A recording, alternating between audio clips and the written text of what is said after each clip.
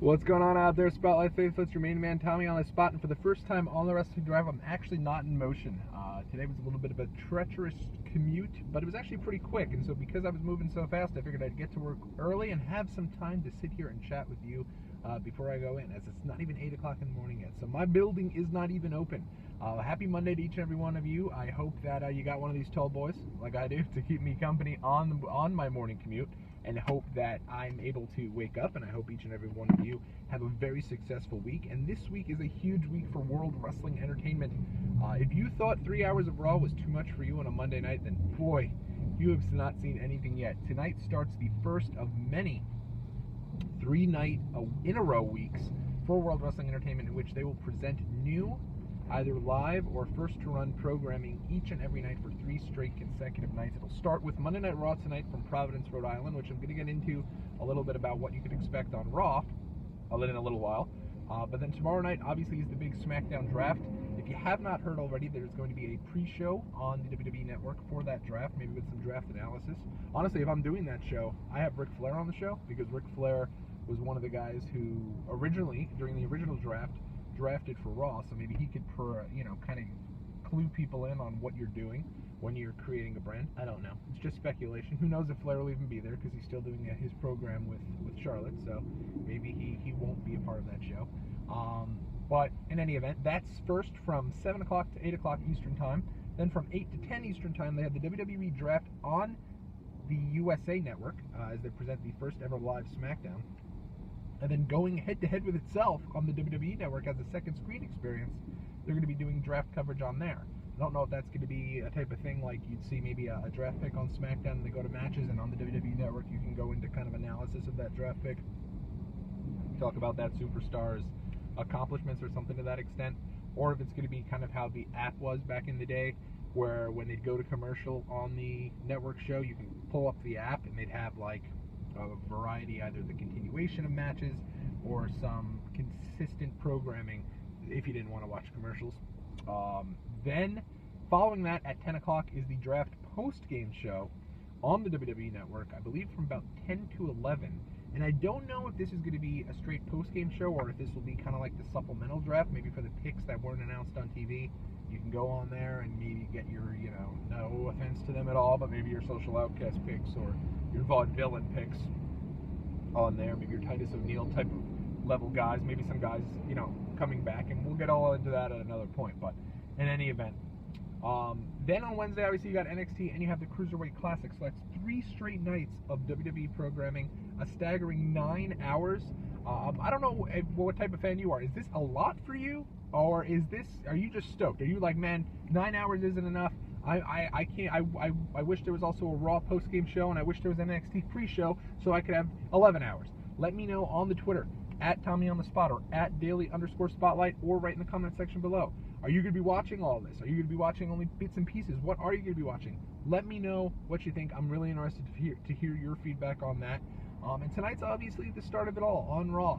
A big world title match between Seth Rollins and Dean Ambrose. Honestly, I do not expect a title change there, just because they're promoting the Shield triple threat.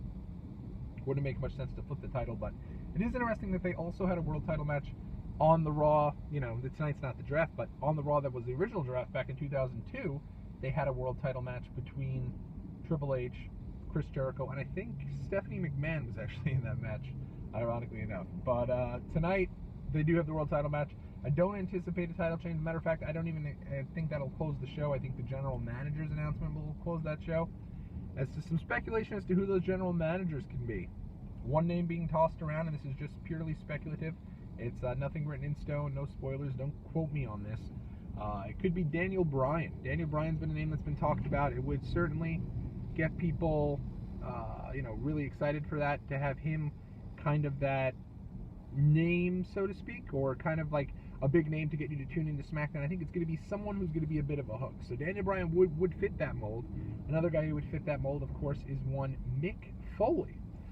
That would kind of also tie into the fact that Mick Foley's show, Holy Foley's, coming onto the network, and he did a great job when he was the commissioner, in my opinion, back in the early 2000s, so he could be a guy. Eric Bischoff, WWE just put out a documentary about Eric Bischoff, so it would certainly play into that if WWE wanted to do a deal for Eric Bischoff where you had him come in, maybe play off the fact that him and Stephanie used to be opposing general managers, so they have that mutual respect. Have him come in to run Raw. I expect that it's going to be someone who's that typical heel / bad guy type of general manager on Raw, and someone who people can get behind on SmackDown. Maybe on Raw, if they want to use somebody who's a bit of a different, guy who has that good personality, maybe take JBL off the commentary team and have him be the general manager. Maybe have him kind of reestablish himself as a character type of role. That could be interesting. One name I've heard talked about and I do not expect is Triple H. Triple H has already been established as a COO figure. It would not make any sense to have him kind of work under Stephanie.